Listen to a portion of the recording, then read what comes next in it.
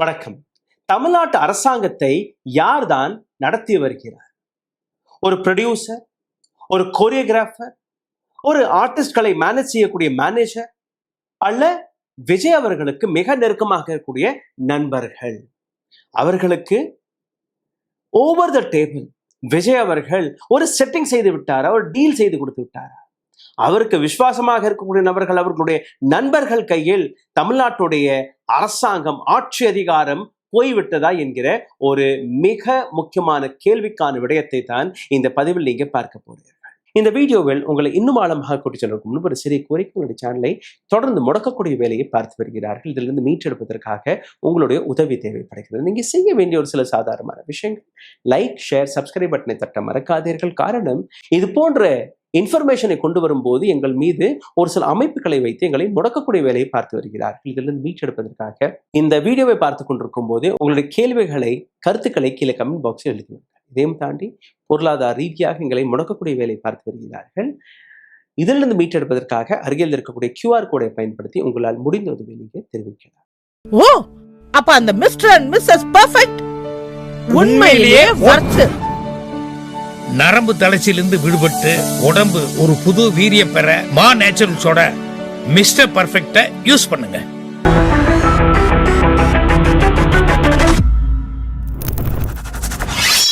Chief minister Vijay அவர்கள், அவருடைய இன்னொரு வாழ்க்கை ஒரு நடிகர்.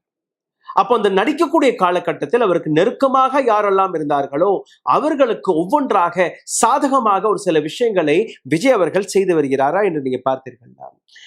தமிழ்நாட்டு அரசாங்கத்திற்குள் விஜய் அவர்களுடைய ஒரு ப்ரொடியூசர், விஜய் அவர்கள் மற்றும் பல ஆர்டிஸ்ட்களை மேனேஜ் செய்யக்கூடிய ஒரு ஆர்டிஸ்ட் மேனேஜர், விஜய் அவர்களுடைய படத்தை கோரியோகிராஃப் செய்த ஒரு கோரியோகிராஃபர், ஒரு சில நெருக்கமான நண்பர்கள், அவர்கள் கையில் ஆட்சி அதிகாரம் போய்விட்டதா என்று நீங்க பார்த்தீர்கள்னா, விஜய் அவர்கள் அல்ல ஒரு சீஃப் மினிஸ்டர் பதவியேற்கும் போது ஆஃபீஸ் அண்ட் சீக்ரசி என்கிற இந்த விஷயத்தை சபதம் எடுத்துதான் அவர்கள் அது அதிகாரத்தில் அமர்வார்கள். காரணம், ஒரு மாநிலத்துடைய பல சீக்ரசிவான விஷயங்கள் அந்த பதவியில் இருக்கக்கூடிய நபர்கள் கையில் தான் இருக்க வேண்டும், ஒரு தேர்ட் பார்ட்டி கையில் போகக்கூடாது என்கிற அந்த விஷயம். மெயின்டைனிங் த டிரான்ஸ்பரன்சி, டிரான்ஸ்பரண்டான ஒரு அரசாங்கத்தை ஒருத்தர் நடத்த வேண்டும் என்கிற அந்த சபதத்தை தான் அவர்கள் எடுப்பார்கள்.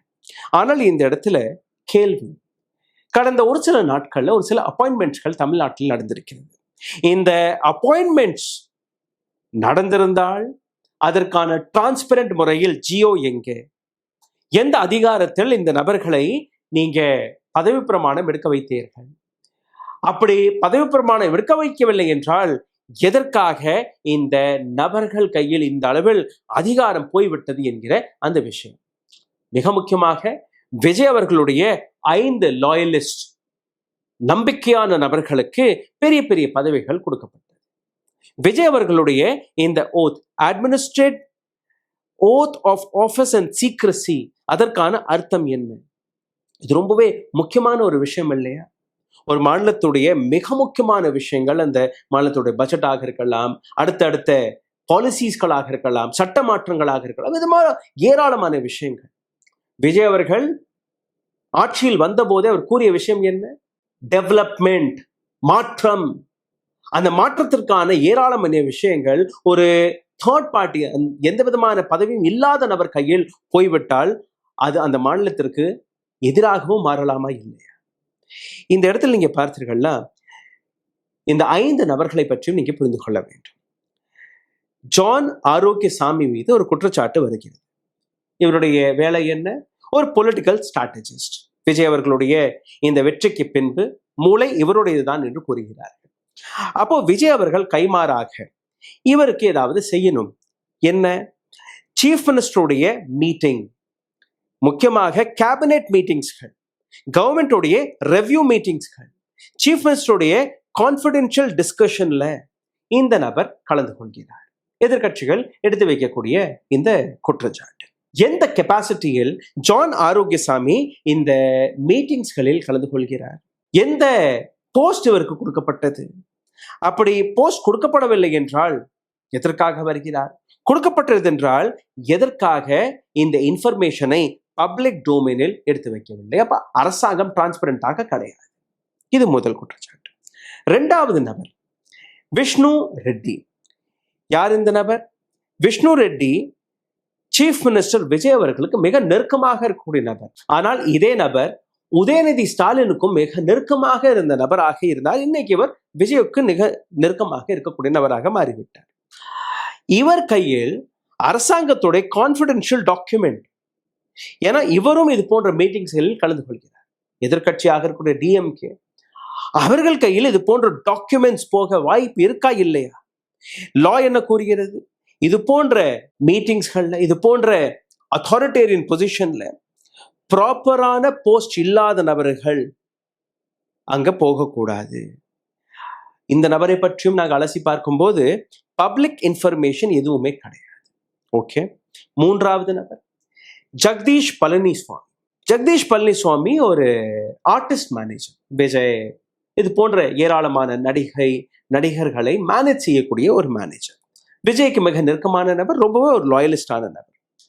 எந்த ஆஃபிஷியல் அனௌன்ஸ்மெண்ட்டும் கிடையாது.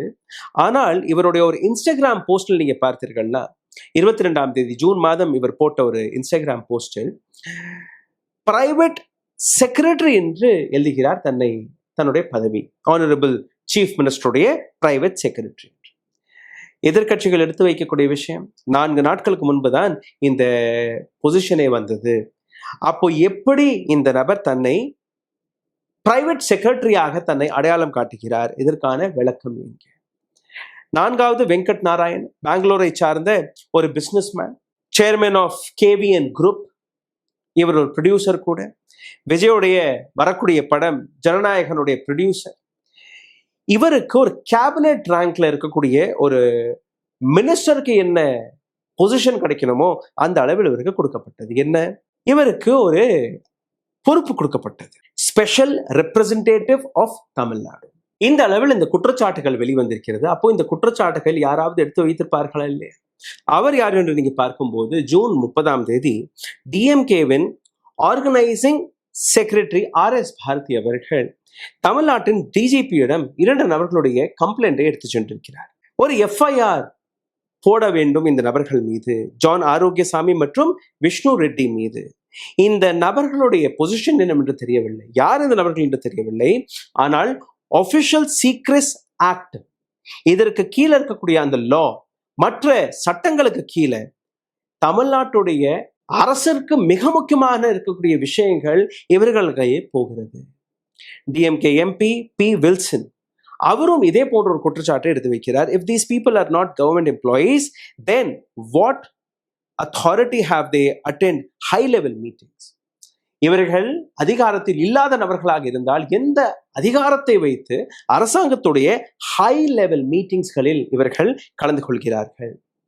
How can the presence of outsider be accepted in the place where secret documents are present? எப்படி ஒரு அவுட்சைடரை, எந்த இடத்தில் அரசாங்கத்துடைய டாக்குமெண்ட்ஸ்கள் இருக்கிறதோ அல்ல சீக்ரெட் விஷயங்கள் பேசப்படுகிறதோ இவர்கள் அங்க இருக்கிறார்கள். அதனால் இவர்கள் மீது ஒரு வழக்கு பாயம். இப்ப இவர்களுடைய அலிகேஷனுக்கு டிவிக்கும் பதிலும் கொடுத்திருக்கிறது. இந்த பதிலை நீங்க கேட்டீர்கள்னா ஆரோக்கியசாமி அல்ல ரெட்டி அவர்கள் நிச்சயமாக இவர்களை பற்றின அரசு டாக்குமெண்ட்ஸ்கள் இருக்கிறது. இல்லைன்னா எங்கேயுமே இல்லை. ஆமா, இவர்களை பற்றி வெளிப்படையாக காட்டாததற்கான காரணம், மக்கள் கேள்விகளை எடுத்து வைக்கக்கூடிய காரணம், இதை கொஞ்சம் லோ கீ ப்ரொஃபைலாக நாங்கள் வைத்திருக்கிறோம். கேபினெட் ரேங்க், சீஃப் மினிஸ்டருடைய இந்த hesitant to make them public. ஏன், எதற்காக? அப்படி நீங்க அரசு பொசிஷனை போட்டு கொடுத்துருந்தீங்க, வெளிப்படையாக நீங்க சொல்லலாமா இல்லையா? If the government is making appointment, then what is the hesitation of giving information about these people? எதற்காக? இந்த கேள்வியை மக்கள் கேட்கும்போது விஜயோடைய சப்போர்ட்டர்ஸ்கள் ஒரு சில விஷயங்கள் எடுத்து வைக்கிறார். ப்ரொடியூசர் எவ்வளவு முக்கியமான பொறுப்புகளை பார்க்கிறாரா உங்களுக்கு தெரியுமா? ஒரு ப்ரொடியூசருடைய திறமை அரசியலில் தேவை. ஒரு ப்ரொடியூசர் ஆயிரக்கணக்கான நபர்களை க்ரூவை வைத்து ஒரு சினிமாவை எடுக்கிறார், ஆர்டிஸ்டை மேனேஜ் செய்கிறார், டெக்னீஷியனை மேனேஜ் செய்கிறார், பட்ஜெட் போடுகிறார், லாஜிஸ்டிக்ஸை பார்க்கிறார். கிரிட்டிக்கல் சுச்சுவேஷன், கிரைசிஸ் சுச்சுவேஷனை ஹேண்டில் செய்யக்கூடிய இந்த திறமை அட்மினிஸ்ட்ரேஷன்ல வந்தா நிச்சயமாக ஒரு ஆட்சிக்கு அது தேவையா இல்லையா?